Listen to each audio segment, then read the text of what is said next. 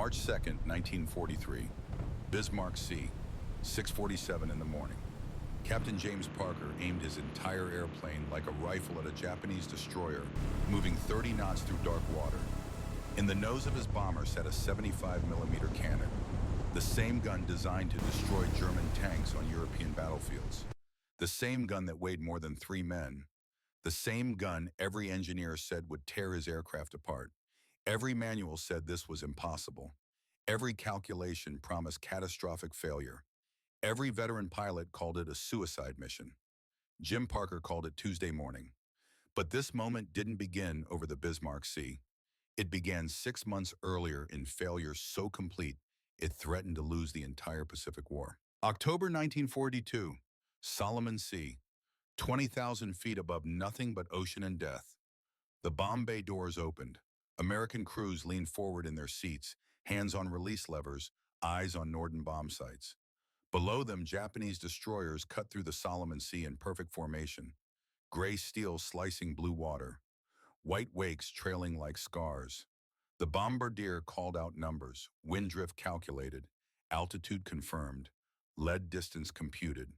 The mathematics were flawless. The equipment was the finest in the world. The training was extensive. The release lever pulled. 40 seconds. That's how long a bomb takes to fall from 20,000 feet. 40 seconds of hope. 40 seconds of belief in precision. 40 seconds of trusting that modern air power could win modern wars. Below, Japanese captains watched the bomb bay doors open. They didn't panic. They didn't scatter. They simply waited.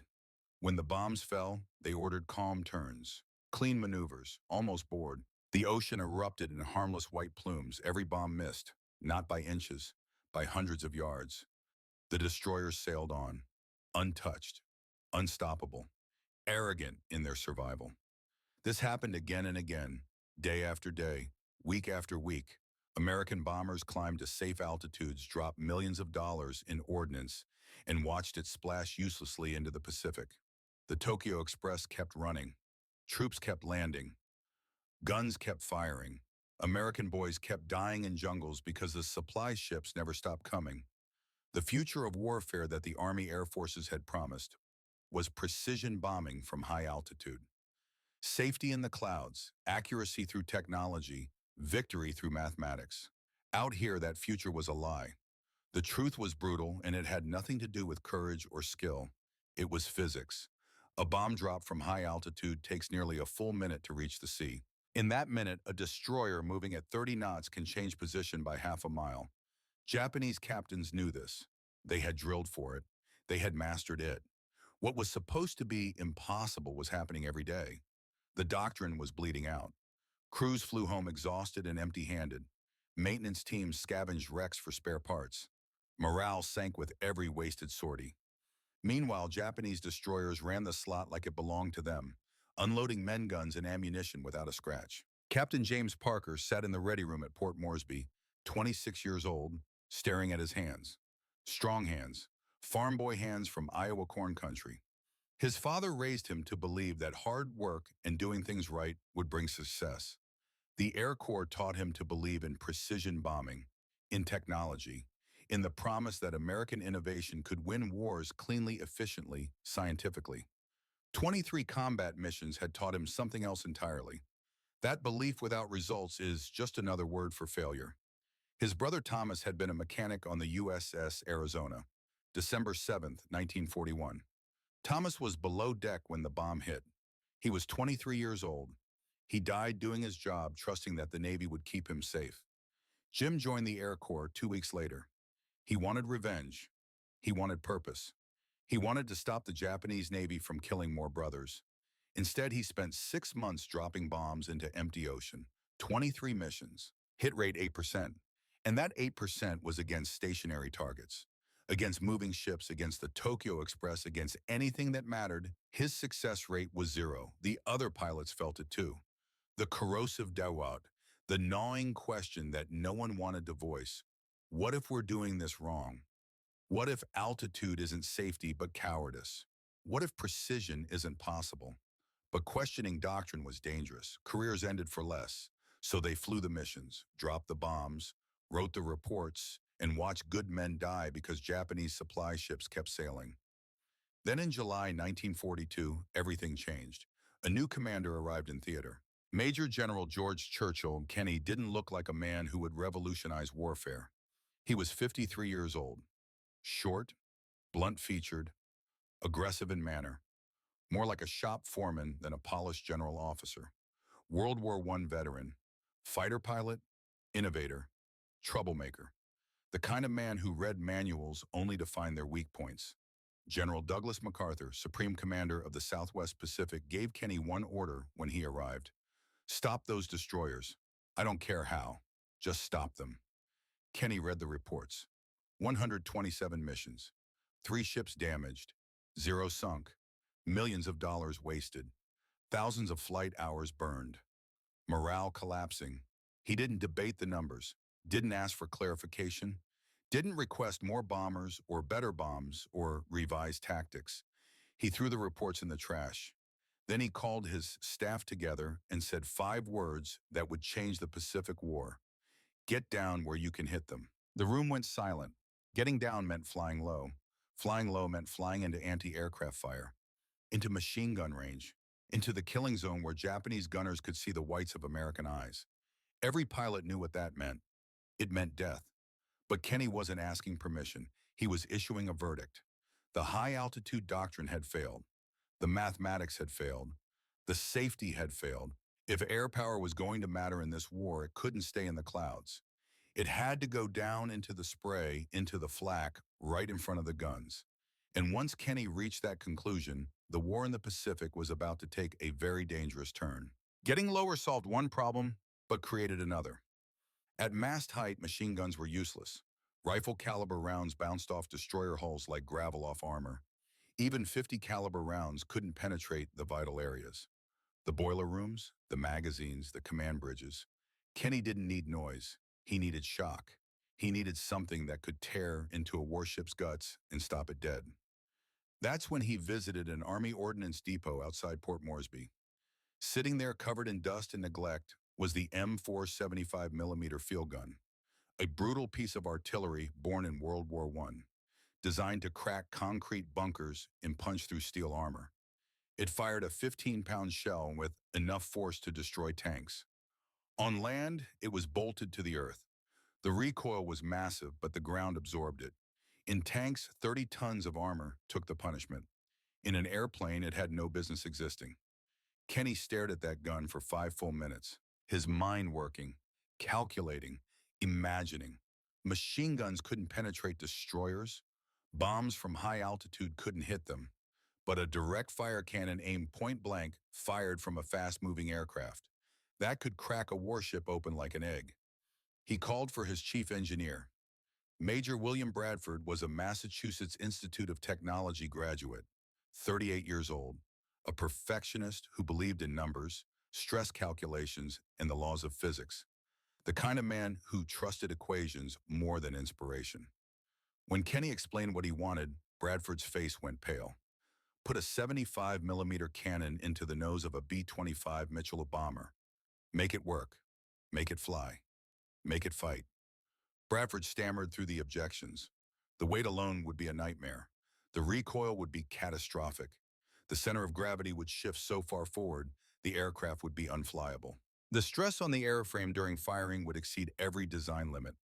The look on Kenny's face stopped him mid-sentence. Sir Bradford said carefully, "This is physically impossible. The recoil alone would shear rivets, shatter cockpit glass, possibly tear the nose clean off.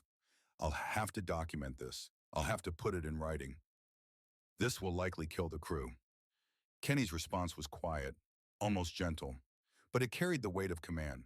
Write it, document it, then build it anyway.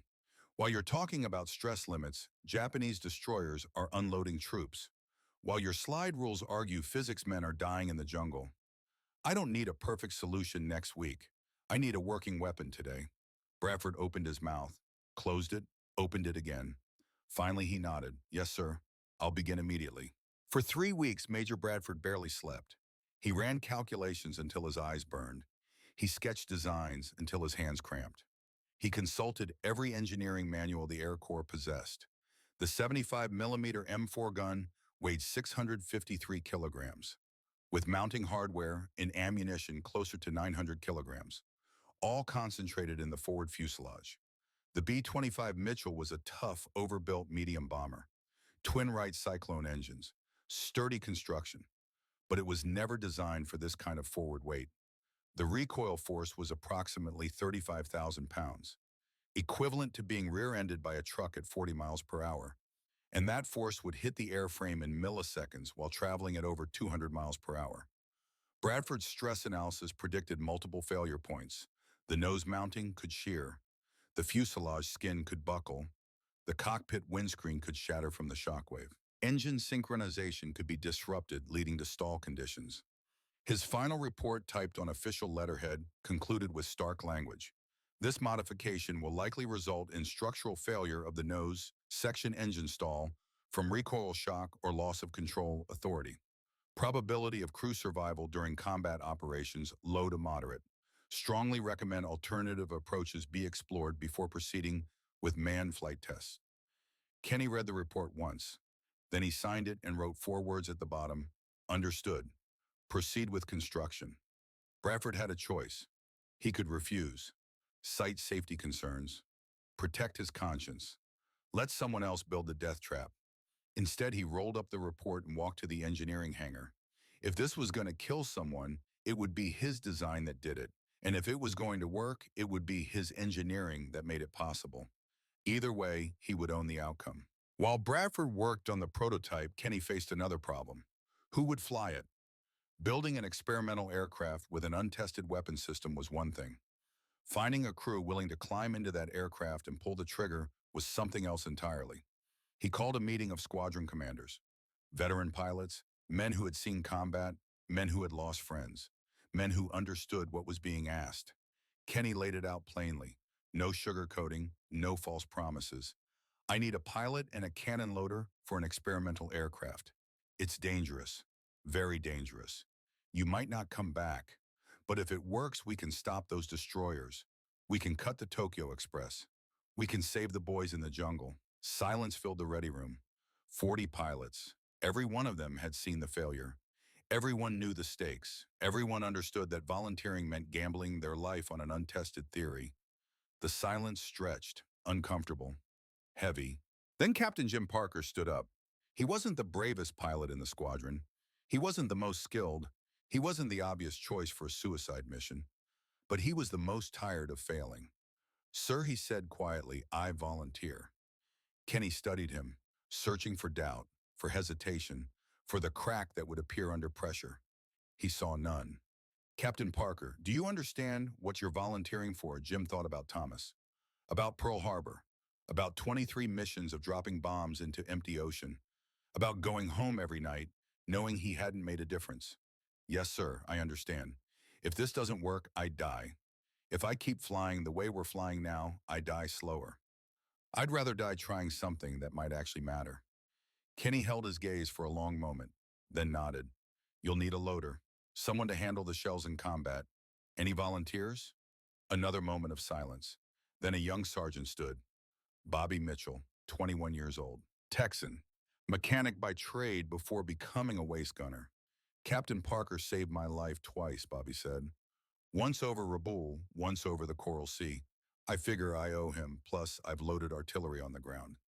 How much harder can it be in the air? Jim looked at Bobby, saw the kid trying to hide his fear behind a cocky grin. A lot harder, Jim said. Bobby's grin widened. Then I guess we'll find out together, sir. The work began immediately.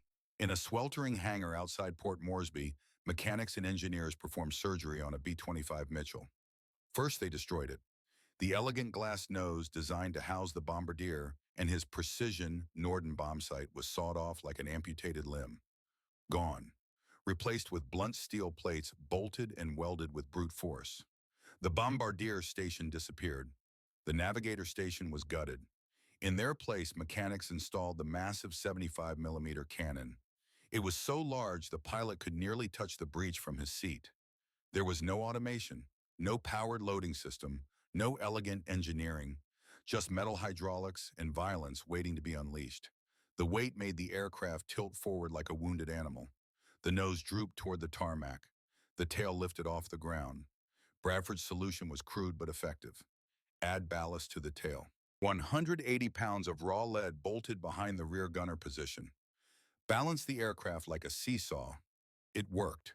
Barely. The plane sat level again. But it was ugly now.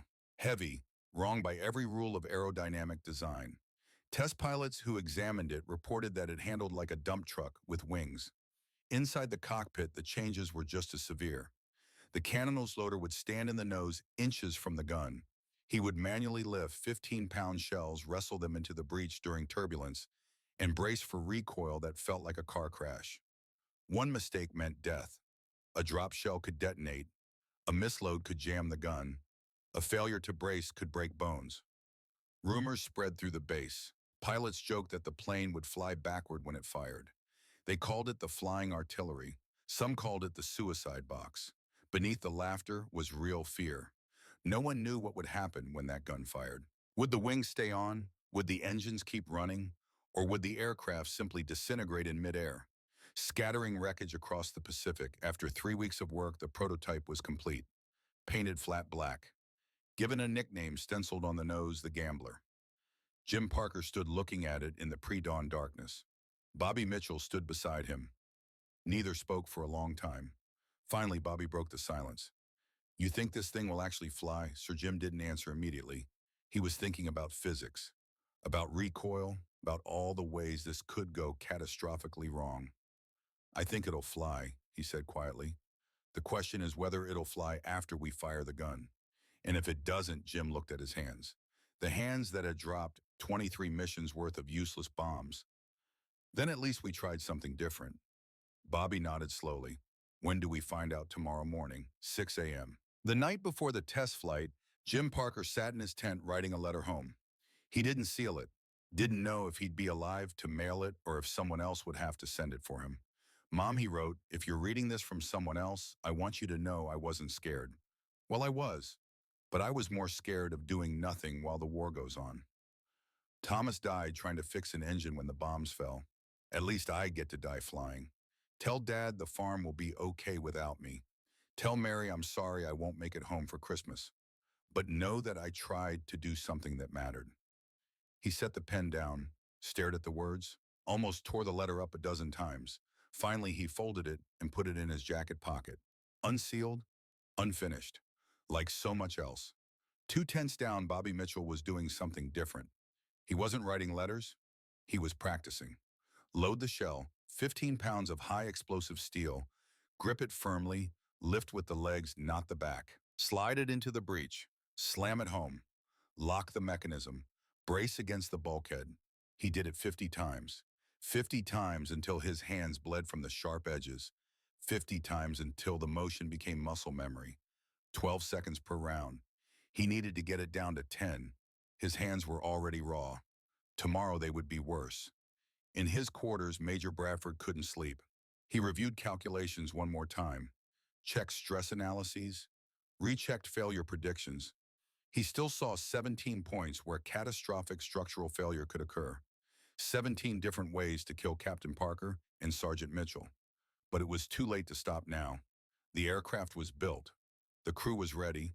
The test was scheduled. Bradford closed his eyes and prayed to a God he wasn't sure he believed in anymore.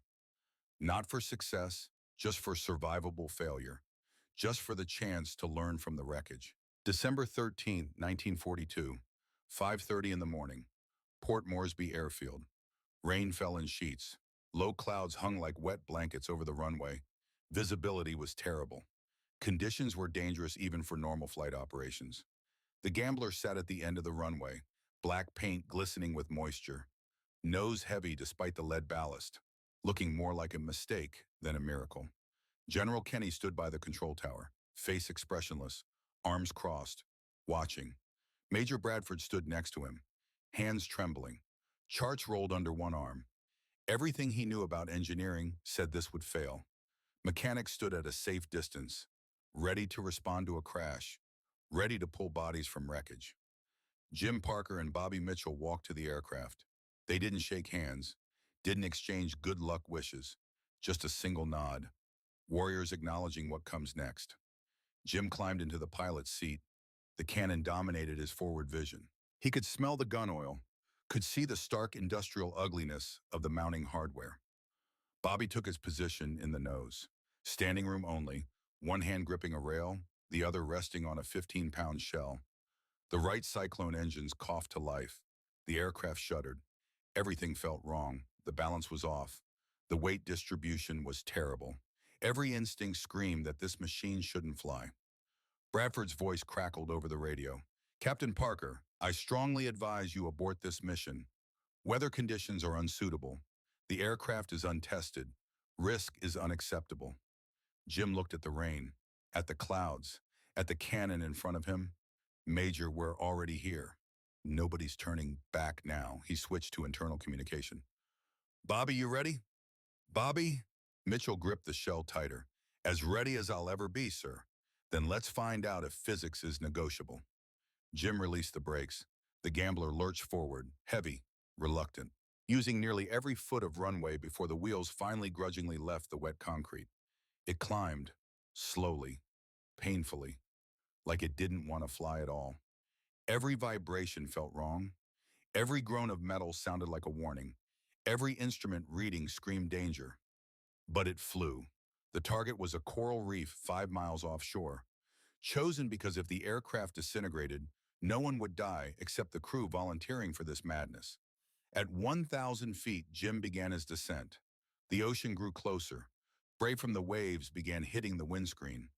200 feet, 150, 100. The world compressed into water and sky and the howl of engines. At 50 feet above the Pacific, flying at 180 miles per hour, Jim Parker lined up the crude iron sight bolted to his instrument panel. 800 yards to target, 600, 400. Bobby gun ready, shell loaded, sir, breech locked. Waiting on your mark. Jim's hands tightened on the controls. Every calculation said this next moment would either change warfare or kill them both. "Hold," he said, his voice steady despite the fear. "Hold. 300 yards, 250, 200. Fire." The airplane didn't just fire, it stopped. For one impossible split second, forward motion felt arrested, as if the Gambler had slammed into an invisible wall at 180 miles per hour. The recoil hammered through the airframe with the violence of a head-on collision. Metal screamed. Rivets shrieked under stress they were never designed to endure. The cockpit filled instantly with choking white smoke and the sharp, bitter taste of burned propellant. Jim Parker's vision vanished. His teeth rattled in his skull. The control column tried to tear itself from his hands as the aircraft yawed violently to the right. G-forces pinned him against his seat. His ears rang despite the leather helmet. Every bone in his body felt the impact. In the nose, Bobby Mitchell was thrown backward into the bulkhead like a rag doll. His head cracked against metal. Blood burst from his nose. The world spun. Sound became cotton. Reality became a gray blur of pain and confusion. Then slowly the smoke began to clear. Jim blinked. Once. Twice. Fighting to regain vision. Fighting to process what his instruments were telling him. The left engine, still running. Oil pressure normal. RPM steady. The right engine, still running. Temperature rising slightly but within tolerance. The wings, still attached. No visible structural failure through the clearing smoke.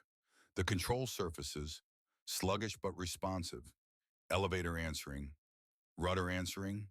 Ailerons answering. They were still flying. Below them, the coral reef had ceased to exist as a geological feature. Water and pulverized coral erupted in a geyser 50 feet high.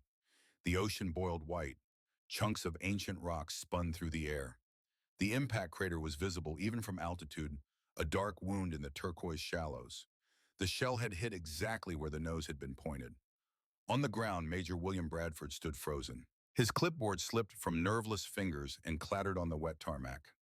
40 years of engineering education, of believing in mathematics and stress calculations, and the immutable laws of physics collided with the evidence hanging in the sky above him. The math had said this couldn't work. The stress analysis had promised catastrophic failure. The reports had documented 17 separate points where the aircraft should have torn itself apart.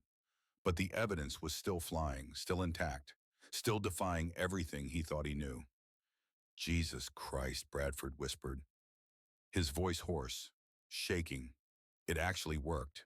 General Kenny stood motionless beside him, face still expressionless, but his eyes tracked the aircraft with predatory focus, watching it bank, watching it climb, watching it prove that impossible was just another word for untested. Kenny turned to his aide without taking his eyes off the gambler. How fast can we build 20 more? Jim brought the aircraft around for landing. His hands still trembled on the controls. Adrenaline surged through his bloodstream like voltage. Every nerve ending felt raw, alive, electrified by survival. The wheels touched down hard, too hard. Jim's landing technique was terrible. He didn't care. They were alive. The wings were on. The engines were running. He taxied to the hard stand and shut down the engines. The sudden silence felt crushing. Unnatural, his ears still rang from the cannon blast. His body still vibrated with phantom recoil. He sat in the cockpit for a full minute, unable to move, unable to process what had just happened. Finally, he forced himself to unbuckle, to climb down from the aircraft, to face whatever came next. Bobby Mitchell emerged from the nose hatch. Blood streaked his face from the nosebleed. His flight suit was covered in gun smoke residue. His hands shook, but he was grinning. The biggest, most reckless grin Jim had ever seen. Captain Bobby said, his voice trembling with barely contained hysteria. Can we do that again? Jim looked at him, at this 21-year-old kid who had just survived what should have killed them both, at the blood and the smoke, and the wild light in Bobby's eyes. And despite everything, despite the fear and the pain and the impossible physics of what they had just accomplished, Jim started laughing. Bobby, we're going to do it 100 more times, against targets that shoot back. Bobby's grin somehow widened. Then I better practice loading faster. General Kenny approached. He didn't smile, didn't congratulate them, just studied the aircraft with cold professional assessment. Damage report. Jim pulled himself together, forced his mind to function analytically. Sir, airframe held, engines maintained power throughout. Control authority was compromised during recoil but recovered within 2 seconds. Accuracy was on target. The weapon is viable. Kenny nodded once, then turned to Bradford, who had retrieved his clipboard and was frantically making notes while examining the aircraft's stressed rivets. Major Bradford, you have 3 weeks to build 5 more of these and train the crews. Can it be done? Bradford looked up, his face pale, his hands still shaking slightly. He opened his mouth to protest, to explain that 3 weeks was impossible, that proper engineering required months of testing and refinement. But then he looked at the gambler, at the scorch marks around the cannon muzzle, at the intact wings and functioning engines, at the living proof that his calculations, while accurate about the stress, had been wrong about the outcome. Yes, sir, Bradford heard himself say. It can be done. The next 3 weeks became a blur of welding torches and midnight engineering sessions. Bradford pushed his team relentlessly. No 12-hour shifts, 16 hours minimum. Sleep became a luxury. Food became fuel. Everything else ceased to exist. 4 more B-25 bombers were pulled from regular service. Mechanics sawed off their glass noses with brutal efficiency. Steel plates replaced precision optics. Cannons replaced bomb sights. Lead ballast went into tails. Each modification followed the prototype's pattern, but with improvements learned from the gambler's test flight. Reinforcement struts were added where stress cracks had appeared. Mounting bolts were upgraded to higher-grade steel. The recoil mechanism was adjusted to absorb more shock. Small changes, incremental improvements, the kind of engineering refinement that happened when theory met reality and survived. While Bradford built aircraft, Jim Parker and Bobby Mitchell trained.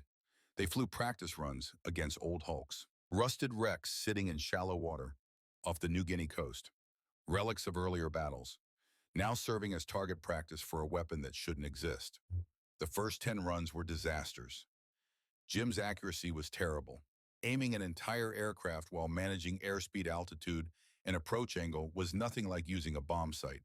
It required instinct more than the calculation, feel more than mathematics. He missed, repeatedly, frustratingly. Bobby struggled too. Loading a 15-pound shell in smooth air was difficult. Loading it in turbulence while the aircraft maneuvered was nearly impossible. His hands developed calluses, then blisters, then bleeding wounds that he wrapped and ignored. But slowly, painfully, they improved. By the 10th run, Jim's hit rate reached 20%. By the 20th run, 35%. By the 30th run, he was hitting more than he missed. The technique crystallized. Descend to attack altitude early. Approach from an angle that minimized the target's ability to return fire. Use machine guns to suppress anti-aircraft positions. Then at close range, line up the cannon shot. One trigger pull, one shell, one chance. After the cannon fired, haul the aircraft into a climbing turn. High G-force. Painful, disorienting, but necessary to clear the target's defensive envelope before the crew could recover and return aimed fire. During the turn, Bobby would fight against gravity to reload, dragging the shell from the ready rack, wrestling it to the breech, slamming it home, locking the mechanism, 12 seconds on a good run, 15 if the turbulence was bad, 3 shells per attack run, maybe 4 if Bobby was fast and didn't black out from the G-forces. They practiced until the motions became automatic, until Jim could aim with his eyes closed, until Bobby could load blind, until the aircraft and the gunman and the crew became one integrated weapon system. Other crews joined the program. Lieutenant Danny O'Brien arrived from a fighter squadron, 24 years old, Irish-American from Boston, hot-headed, aggressive, the kind of pilot who saw every mission as a personal challenge and every enemy ship as an insult to his honor. O'Brien and Jim immediately began competing. Who could hit from longer range? Who could fire more rounds per pass? Who could push the aircraft harder? The competition was fierce but productive. Both improved, both learned, both became lethal. Captain Frank Wilson came from a heavy bomber background. 32 years old, oldest pilot in the program, methodical, cautious, skeptical of the entire concept. Wilson flew his practice runs like he was threading needles, precise, controlled, conservative with ammunition. He didn't compete with O'Brien's recklessness. He simply focused on perfecting his own technique. The loader assigned to Wilson was Sergeant Mike Davis, former boxer from Philadelphia. Strong as an ox, quiet, professional. The perfect counterbalance to O'Brien's assigned loader who was young and excitable and needed constant supervision. By late February 1943, 5 gunships were operational. 5 crews trained to a reasonable standard. Not perfect, not by any measure, but competent enough to attempt combat operations. The question was when? Against what target? Under what circumstances would this experimental weapon face its first real test? The answer came from intelligence intercepts on February 28th. The message had been decoded from Japanese naval communications. Encrypted signals bounced from Rabaul to Tokyo and intercepted by Allied listening stations. Decrypted by code breakers working in underground facilities thousands of miles away. Transmitted to General Kenny's headquarters as raw intelligence data. Kenny read it 3 times. Each reading made his pulse quicken. Japanese high command was assembling a major convoy. 8 transport ships loaded with reinforcements for New Guinea. Nearly 7,000 troops. Artillery, ammunition, supplies.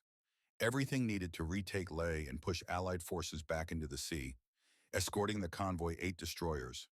Veteran warships with experienced crews. Fast, well-armed, dangerous. Departure date March 1st from Rabaul. Expected arrival March 3rd at Leh. Route through Bismarck Sea via the Vitiaz Strait, the same route the Tokyo Express had used successfully for months. This was the opportunity. The target. The test that would prove whether the flying artillery was a war-winning innovation or an expensive failure. Kenny called his staff together, spread maps across the planning table, marked the convoy route, calculated intercept points. Gentlemen, this is what we've been waiting for. 8 transports, 8 destroyers. If we stop this convoy, we cut their supply line. If it gets through, we lose New Guinea. He looked at Jim Parker, at Danny O'Brien, at Frank Wilson.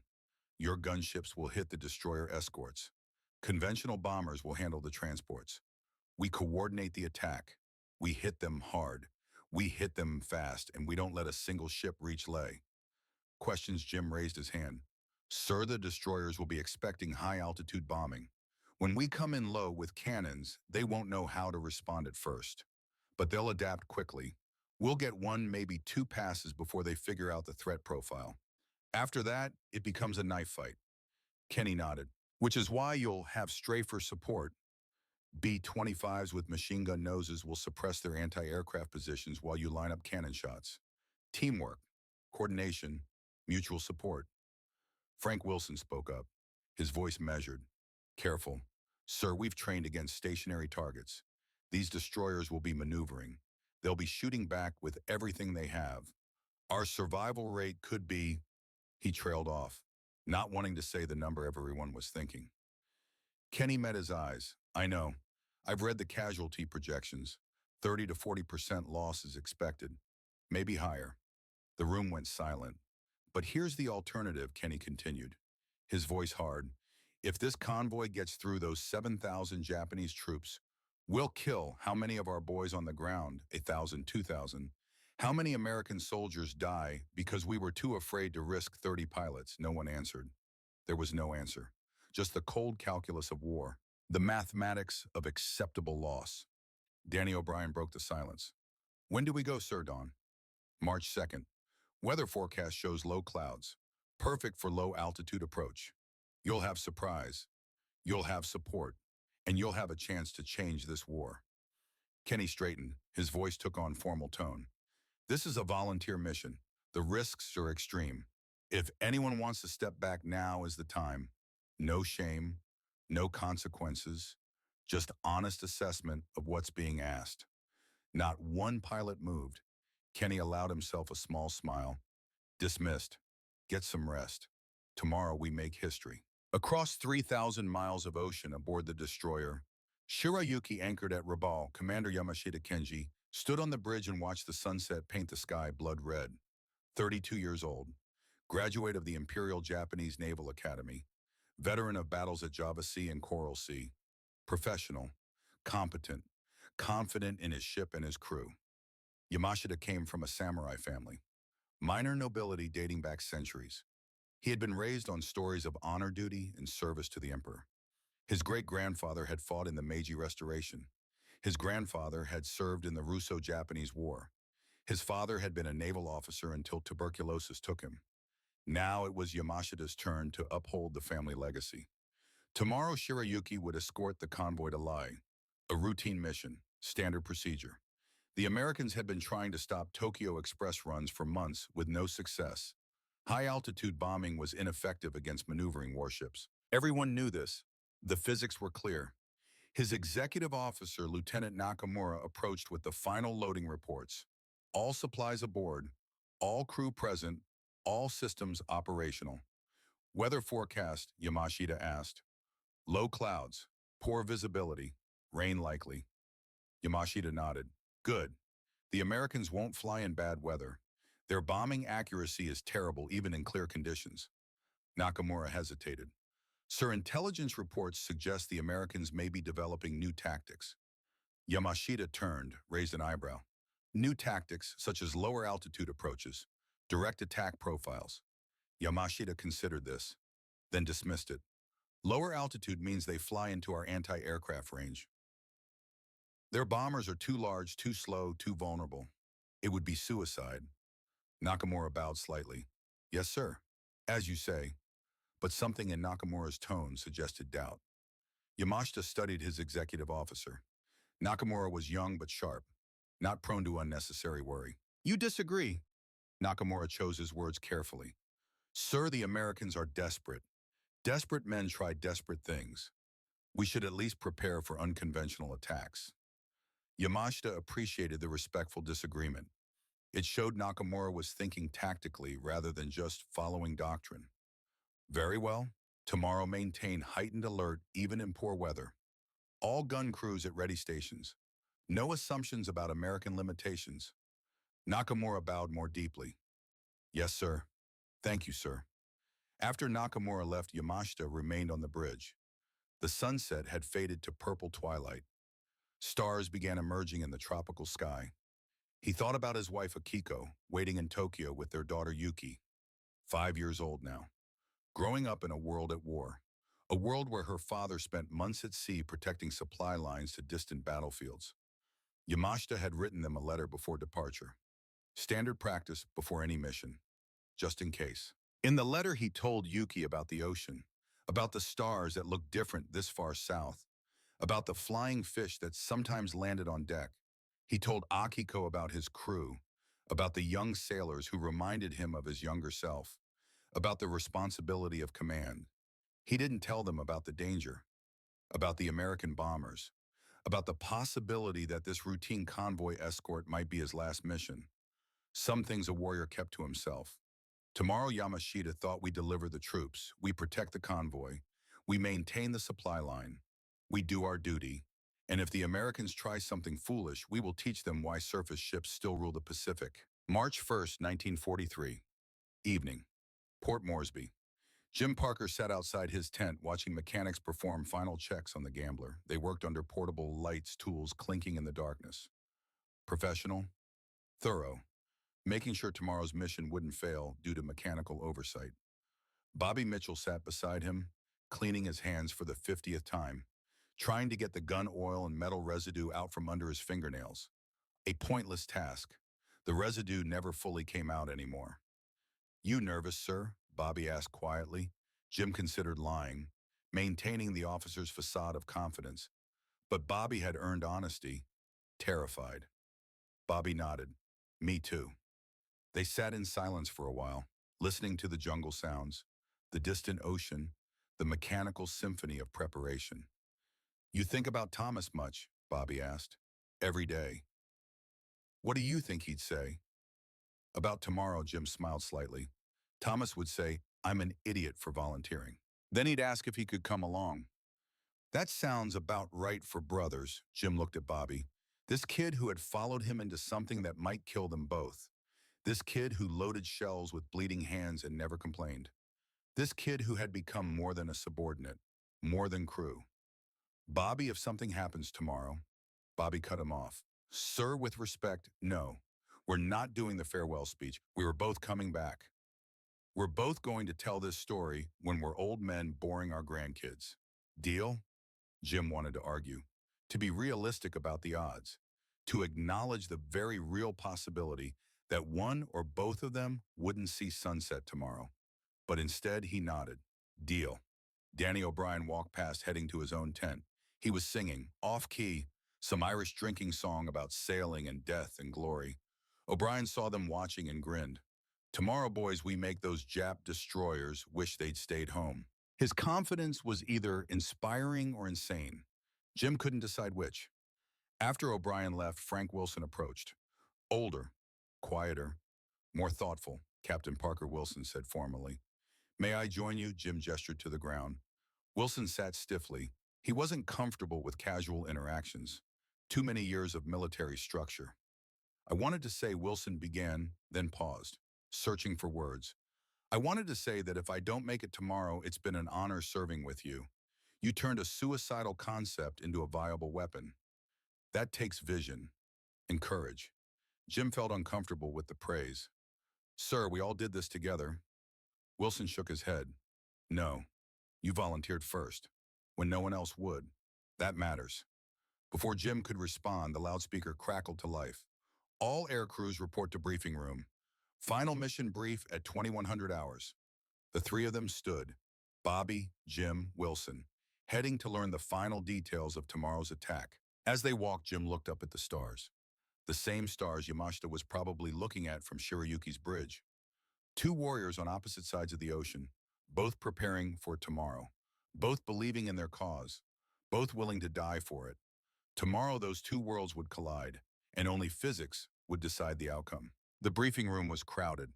25 pilots, 25 crew members, support staff, intelligence officers, General Kenny at the front, maps covered the walls, convoy routes marked in red, intercept points marked in blue, weather patterns, timing sequences, coordination plans. Kenny waited for silence. "Got it immediately. Gentlemen, tomorrow we execute the largest coordinated airstrike in Pacific theater history. Conventional bombers will attack at 0700 hours, high altitude. Draw their attention upward." He pointed to the timeline. At 0715, Strafer aircraft will descend and suppress anti-aircraft positions with machine gun fire. Another point. At 0720, gunships will engage destroyer escorts with 75mm cannon fire. Your targets are specific. Gambler 1 takes the lead destroyer. Gambler 2 takes the second. Gambler 3 covers. Questions so far? None. The convoy will be traveling at approximately 20 knots. The destroyers will be in defensive formation around the transports. Expect immediate and heavy return fire. Expect evasive maneuvers. Expect them to fight like their lives depend on it. Because they do. He paused. Let that sink in. Your objective is not to sink every destroyer. Your objective is to disable enough of them that the convoy loses escort protection. Once the destroyers are out of action, skip bombers will finish the transports. Danny O'Brien raised his hand. Sir, rules of engagement for damaged destroyers. If they're still shooting, they're still targets. If they're dead in the water and not firing, move to the next threat. We're not here for revenge. We're here to stop that convoy. Frank Wilson asked the harder question. Sir expected casualties. Kenny didn't flinch, didn't soften it. We're projecting 30 to 40% aircraft losses, higher for the gunships due to close-range engagement requirements. The room absorbed that, 30 to 40%. 1 in 3 pilots wouldn't come home. But Kenny continued, if we do nothing, that convoy delivers 7,000 troops who will kill Allied soldiers for months. The mathematics are brutal, but clear. He looked each pilot in the eye. You volunteered for this. You trained for this. Now we execute. Wheels up at 0430, formation assembly at 0500, target intercept at 0700. He straightened to attention. The room followed. This is what we've been building toward. This is why we put cannons on bombers. This is why we broke every rule in the manual. Tomorrow we prove that innovation beats tradition, that courage beats doctrine, that American air power can dominate any battlefield. Dismissed. Get some sleep. Tomorrow we change the war. Sleep didn't come easy for most. Jim lay in his cot, staring at canvas ceiling, listening to Bobby's breathing from the next cot. The kid had fallen asleep almost immediately. Youth, resilience, or just exhaustion from weeks of training. Jim envied him. At 0300 hours, Jim gave up trying to sleep. He dressed quietly, walked to the flight line. The gambler sat waiting, dark, silent, ready. He climbed into the cockpit, sat in the pilot's seat, ran his hands over the controls. The cannon loomed in front of him. Black metal, cold, lethal. Tomorrow this weapon would be pointed at men, at ships crewed by sailors who had families, who had reasons to live, who were just following orders like everyone else in this war. Jim thought about Yamashita, about the Japanese commander he'd never met but would try to kill in a few hours. Did Yamashita have doubts? Did he question his orders? Did he wish there was another way? Probably not. Warriors didn't question, they executed. But Jim wasn't sure he was a warrior. He was a farmer's son who joined the Air Corps to avenge his brother, who volunteered for a suicide mission because he was tired of failure, who was now sitting in darkness wondering if tomorrow he'd become a killer or a casualty. Captain Jim turned. Bobby stood at the wing, dressed, ready, wide awake despite the hour. Couldn't sleep either, Bobby said. Figured I'd check the gun one more time. Jim climbed down. Together they inspected the cannon, the loading mechanism, the ammunition racks, everything they could control in a mission where so much would be beyond control. You scared? Jim asked. Bobby considered the question seriously. Yeah, but also excited. We trained for this? We're ready. And tomorrow we get to prove everyone wrong who said it couldn't be done. Jim smiled despite his doubts. When did you get so wise? Bobby grinned. Must be all that Texan sunshine. Clears the head. They finished the inspection. Everything was perfect. As perfect as it could be. The eastern sky began showing hints of pre-dawn gray. Other crews started emerging from tents. Engines would start soon. Briefings would happen.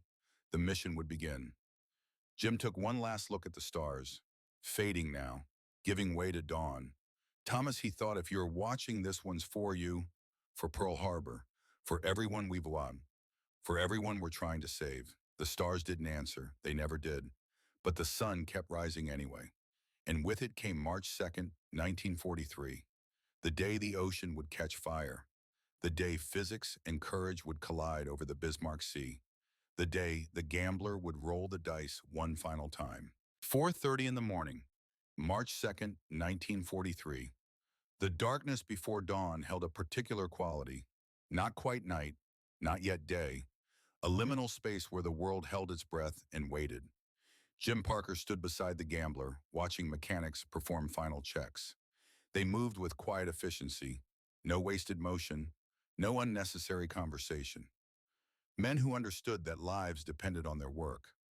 Bobby Mitchell emerged from the operations tent carrying their mission package. Target photographs, recognition silhouettes, ammunition count sheets, the paperwork of organized violence. All set, sir. 20 shells loaded, gun mechanism checked 3 times. We're as ready as we're going to be. Jim nodded, his throat felt dry. His hands steady despite the adrenaline beginning to build in his bloodstream. Around them, other crews prepared their aircraft. Danny O'Brien was laughing at something his co-pilot said. His loader, Corporal Jenkins, looked pale but determined. Frank Wilson methodically reviewed his checklist for the 4th time. Sergeant Davis stood beside Wilson's aircraft, rolling his shoulders, loosening muscles that would soon be tested. General Kenny walked the flight line, stopping at each aircraft, speaking briefly with each crew. When he reached the gambler, he looked at Jim with those cold, assessing eyes. Captain Parker, ready? Yes, sir, good. Remember, you hit the lead destroyer first. Disable it. Create chaos in their formation. The other gunships follow your lead. Understood, sir. Kenny paused, then in a lower voice meant only for Jim and Bobby. What you're about to do has never been done in the history of warfare. Regardless of outcome, you've already proven the concept. Now make it matter. He moved on to the next crew. Bobby exhaled slowly. No pressure, right? Jim managed a tight smile. None at all. At 04:45, the first engine coughed to life. Then another, then another. The flight line erupted in mechanical thunder. Right cyclones roaring, propellers spinning, the smell of aviation fuel and exhaust mixing with tropical dawn air. Jim climbed into the cockpit, buckled in, ran through the startup sequence. His hands moved automatically, muscle memory taking over where conscious thought might hesitate. Bobby took his position in the nose, one hand on the loading rail, the other resting on the first shell. 15 pounds of high explosive waiting for purpose. The tower cleared them for takeoff. One by one, Barham aircraft rolled down the runway, heavy, loaded with fuel and ammunition, struggling into the pre-dawn sky. The gambler was 4th in sequence. Jim advanced the throttles. The aircraft lurched forward, gathered speed, used every foot of available concrete before the wheels finally released their grip on Earth. They climbed into darkness. Navigation lights blinking. Formation assembly in progress. By 0500 hours, the strike force was complete.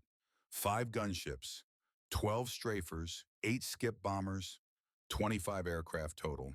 The largest coordinated attack the Southwest Pacific had ever launched. They flew northeast, toward the Bismarck Sea, toward the convoy, toward destiny.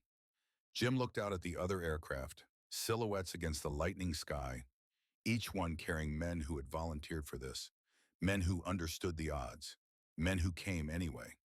The radio crackled, Kenny's voice from the command post. All aircraft weather report shows low cloud cover over target area. Visibility limited. Use that. Get under the clouds. Stay low. Hit hard. Acknowledgements came back, terse, professional. Jim checked his watch. Oh, 6:30. 30 minutes to target.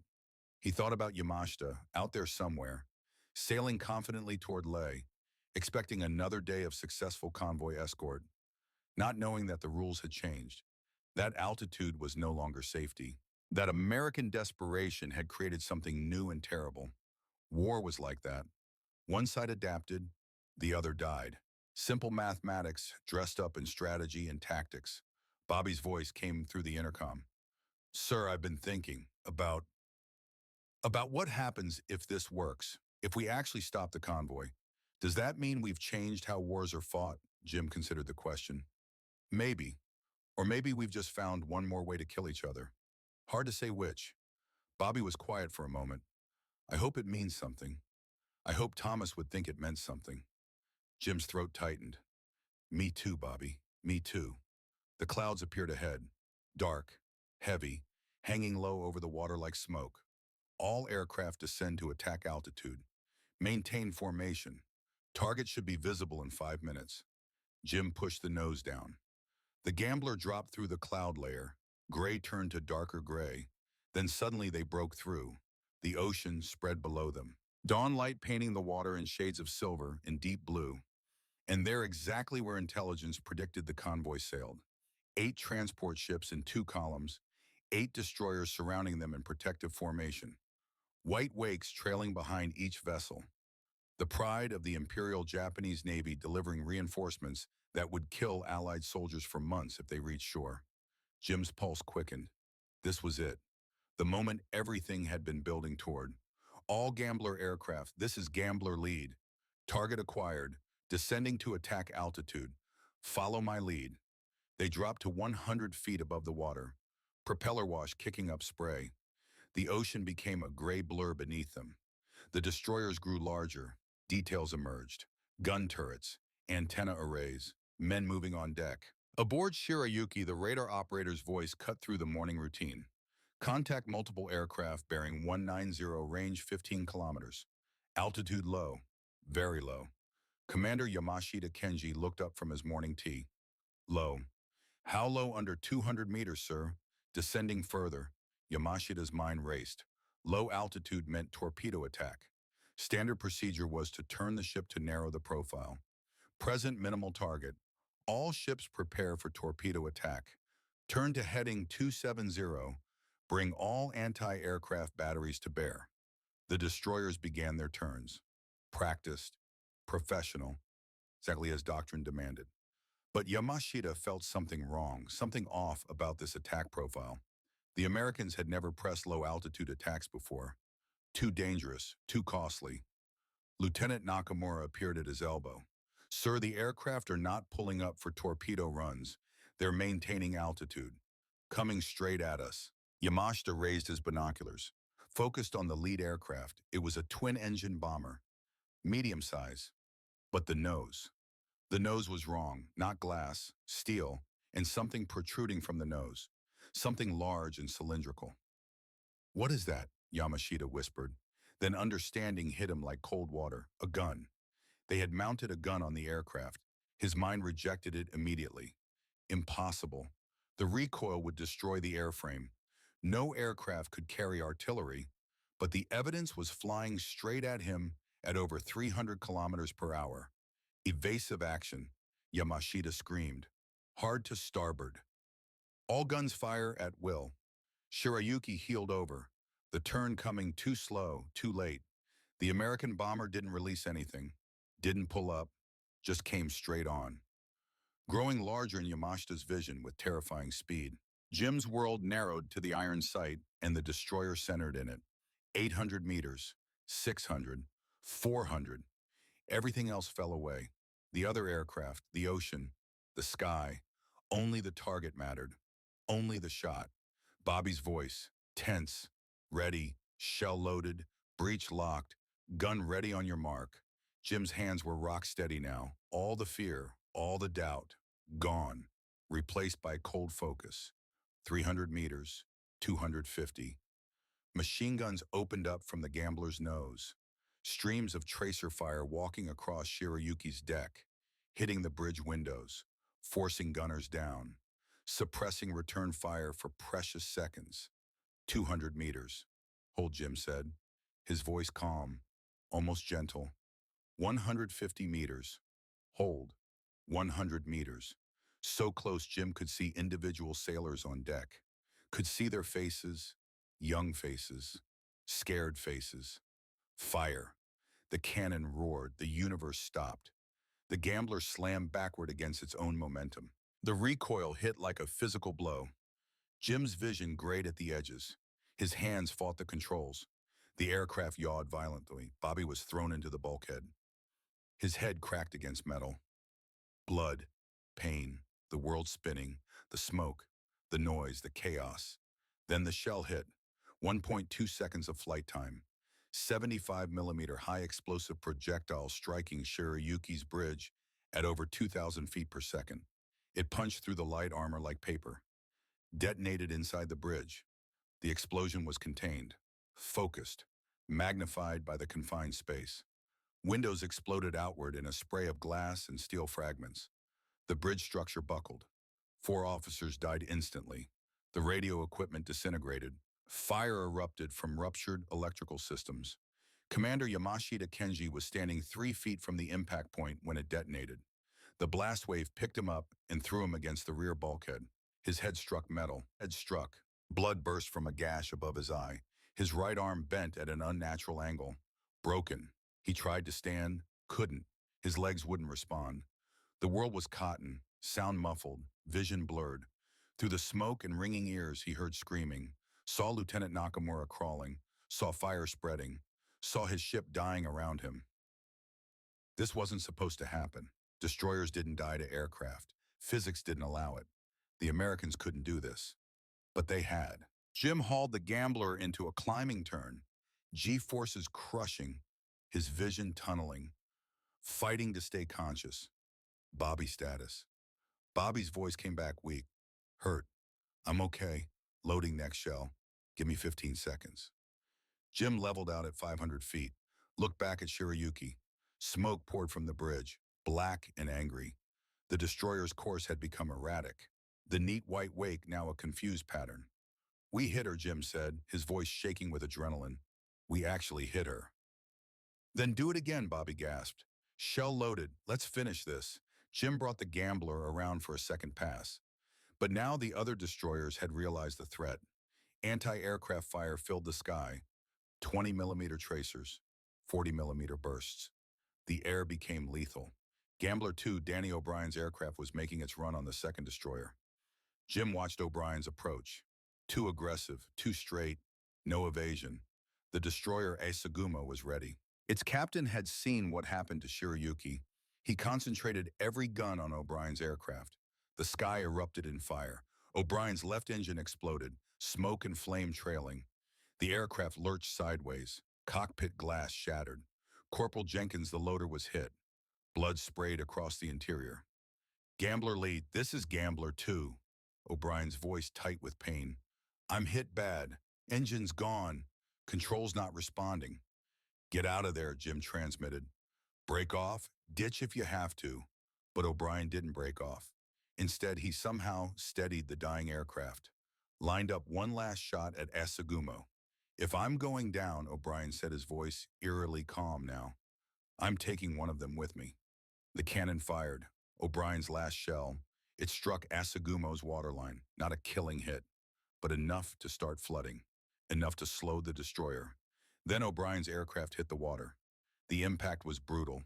The aircraft skipped once, twice, then broke apart. The tail section separated. The fuselage crumpled. Debris spread across 100 meters of ocean. But 2 life rafts deployed, yellow against the dark water. Jim saw 2 figures struggling into them. O'Brien, Jenkins, both alive, both in enemy-controlled waters.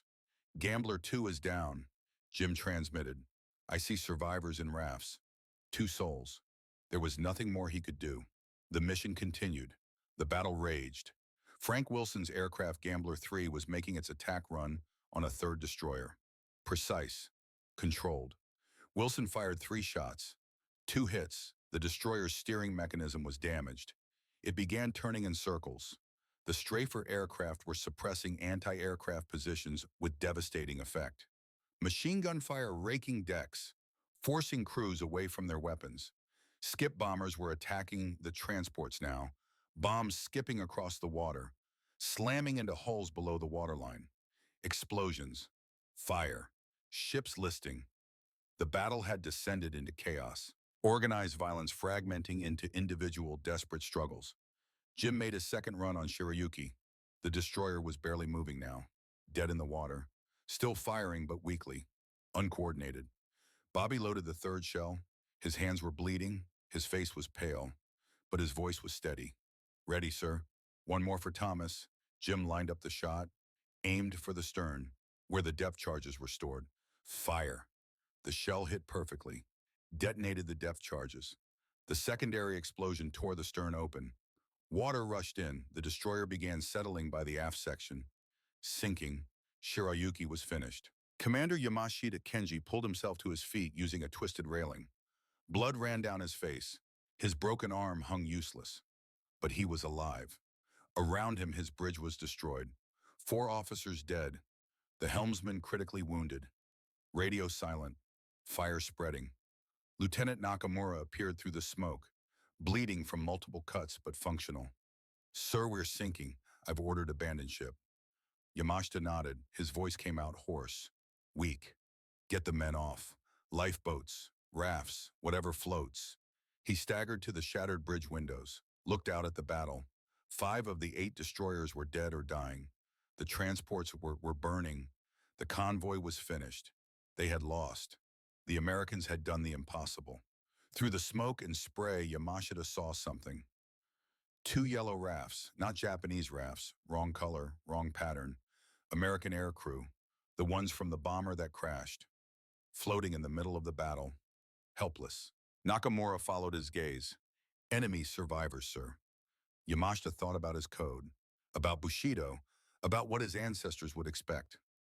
He thought about Akiko and Yuki, about whether they would be proud or ashamed of what he chose next. "Send a boat," Yamashita said quietly. "Rescue them." Nakamura stared. "Sir, they're men, like us. Warriors who fought bravely. We will honor that. Send a boat." "Sir, we're sinking. We need every boat for our own crew." Yamashita turned to face his executive officer. His voice gained strength.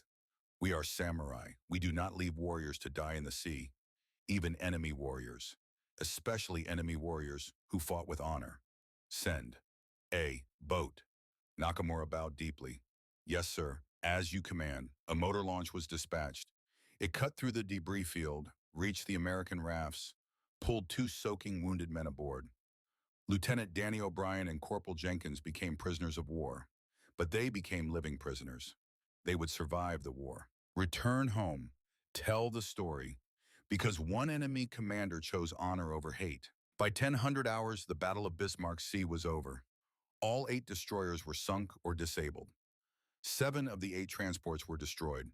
Approximately 3,000 Japanese soldiers were dead, drowned, killed in the attacks. Allied losses: 3 aircraft, 7 aircrew, 5 dead, 2 captured. The Tokyo Express would never run in daylight again. Jim Parker brought the Gambler home with bullet holes in the wings and one engine running rough. He landed hard, taxied to the hard stand, shut down. He sat in the cockpit, unable to move. His hands shook uncontrollably. His body felt like it had been beaten with hammers. Bobby emerged from the nose, collapsed on the wing. His hands were masses of blisters and blood. His face was streaked with gun smoke and sweat. But he was alive. They were both alive. General Kenny approached. His face was grim, not celebratory, not triumphant, just exhausted. Casualties. Jim climbed down. His legs barely held him. "Gambler 2 went down, sir. O'Brien and Jenkins survived. Saw them get picked up by a Japanese boat." Kenny nodded slowly. "They're prisoners now. But alive. That's something." The mission, Sir. Kenny allowed himself a small, tight smile. "Complete success. Convoy destroyed. Not a single transport reached Leh. You did it. You all did it." Jim looked at the other returning aircraft. Counted them. 17 out of 25. Better than projected casualties. But still, 8 aircraft gone. 24 men dead or captured. The price of innovation was written in blood. The war continued. More missions. More battles. The B-25G gunships flew until late 1944 when newer weapons made them obsolete. High-velocity aircraft rockets. More efficient. Easier to use. The brutal elegance of the cannon gave way to volume of fire. Jim Parker survived 57 combat missions. Received the Distinguished Flying Cross. Returned to Iowa in 1946. Bought his father's farm. Became a crop duster pilot. Married. Had children. Lived quietly. He never talked about the war. Not to his wife. Not to his children. The memories were too sharp. Too painful. Too complicated. Bobby Mitchell was wounded in 1944. Medically discharged. Opened a mechanic shop in Texas. kept a piece of 75 millimeter shell casing on his desk. Engraved The Gambler, March 2nd, 1943. Danny O'Brien and Corporal Jenkins survived prisoner of war camps, liberated in 1945. Both received Purple Hearts. Both carried scars physical and psychological for the rest of their lives. But they survived. And Commander Yamashita Kenji, he survived too. Pulled from the water by the submarine I-17. His arm healed poorly. He never commanded a ship again. Spent the rest of the war in shore assignments, teaching young officers, passing on lessons learned. After the war, he returned to Osaka, lived quietly with Akiko and Yuki, worked as a harbor master, tried to forget the day his world burned. But some memories don't fade.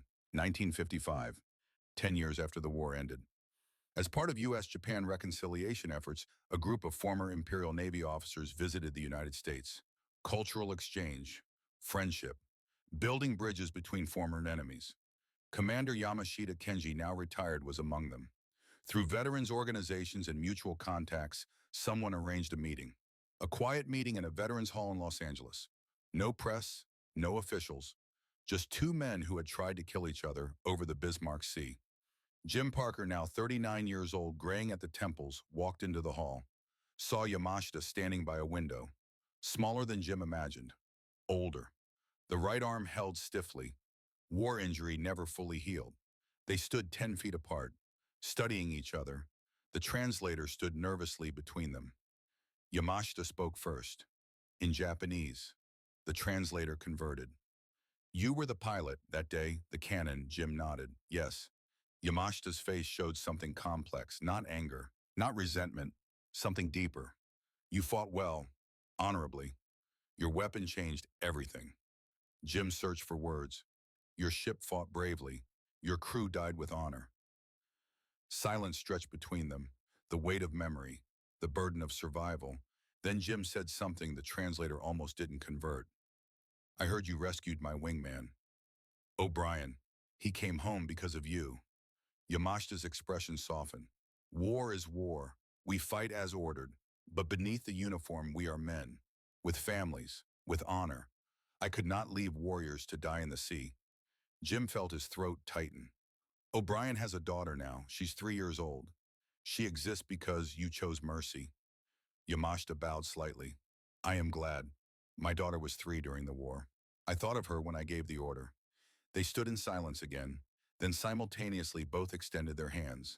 The handshake was firm, brief, carrying the weight of everything that couldn't be said. When they released, Yamashita spoke again.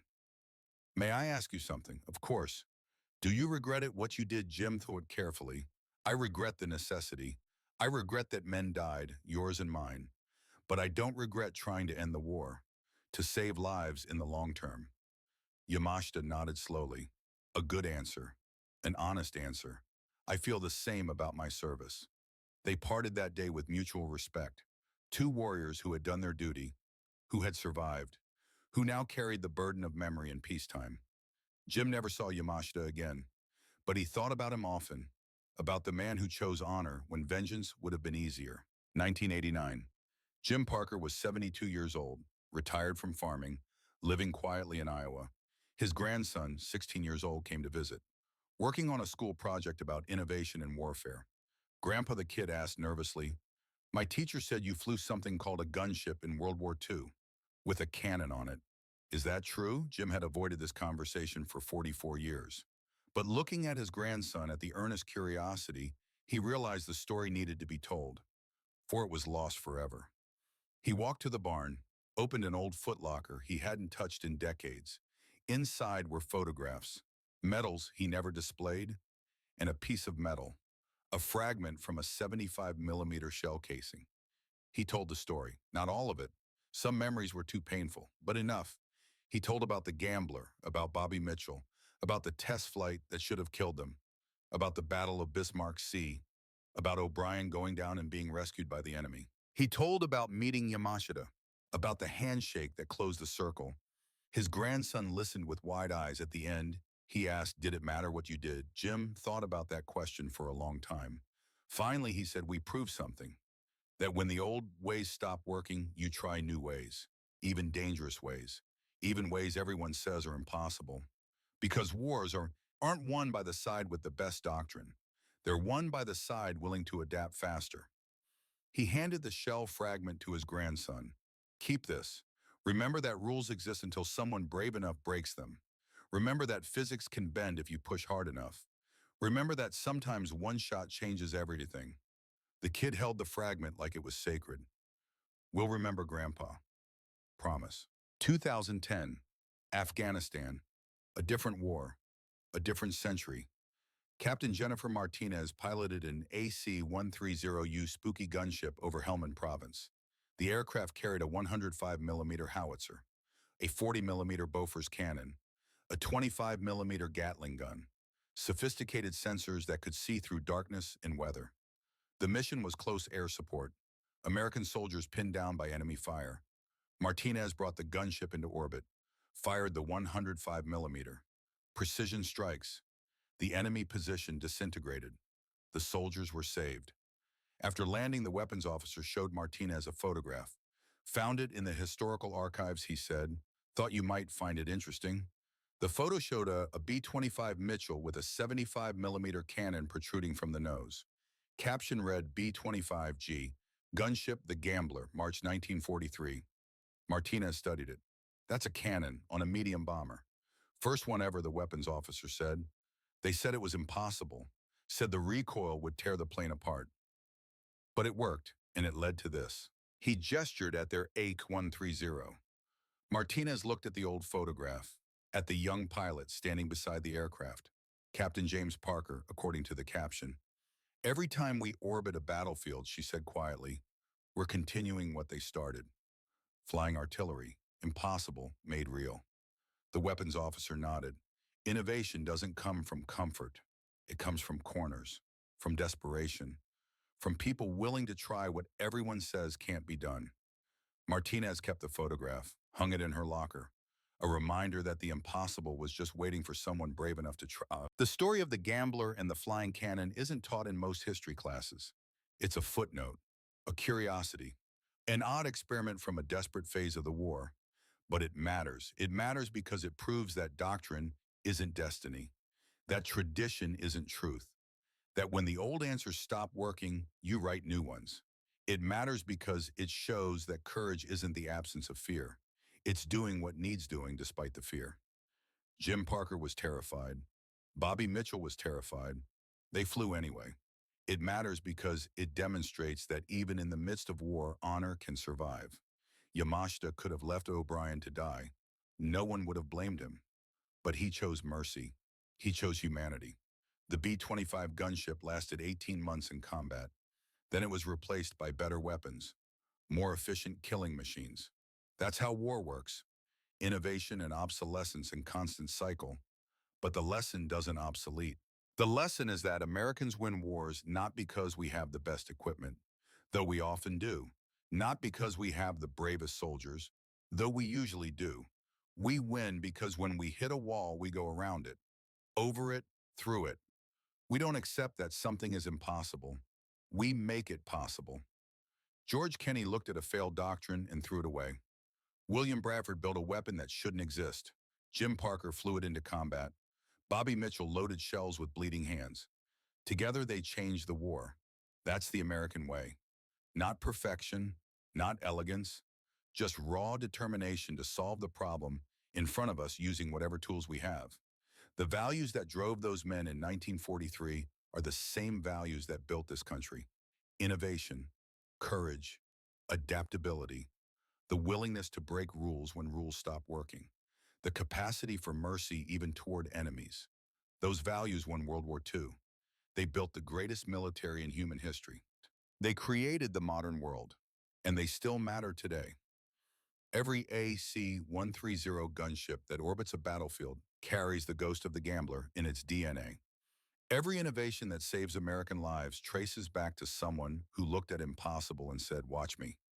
Jim Parker died in 1994, Bobby Mitchell in 2001, Danny O'Brien in 1987, Yamashita Kenji in 1983. The men who lived this story are almost all gone now, but the story remains. The lesson endures. Rules exist until someone brave enough breaks them. Physics bends when courage pushes. Enemies can become friends when honor survives hate. And sometimes one shot really does change everything. The flying cannon proved all of that on a morning in March 1943 over the Bismarck Sea. And 70 years later, the proof still flies, still fights, still defends American soldiers in distant wars. Because the impossible never stays impossible for long. Not when Americans decide to make it real.